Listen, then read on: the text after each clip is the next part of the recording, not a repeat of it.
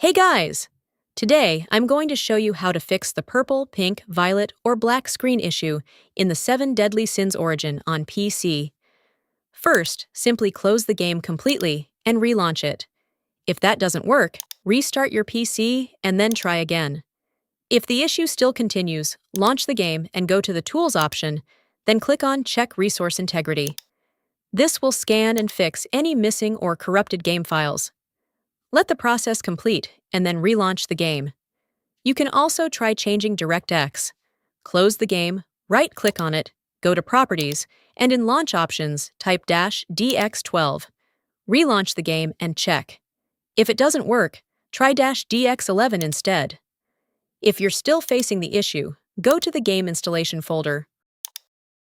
Open the saved folder and rename the config folder. This will reset your game settings. See, another important step is updating your graphics driver. Go to your GPU's official website or app and download or update the latest driver. After installing, restart your PC and check the game again. Finally, if nothing works, verify the game files or reinstall the game on a different drive. One of these methods should fix the screen issue and get your game running properly. If this video helped you, don't forget to like, subscribe, and hit the bell icon for more helpful guides. Thanks for watching, and I'll see you in the next one.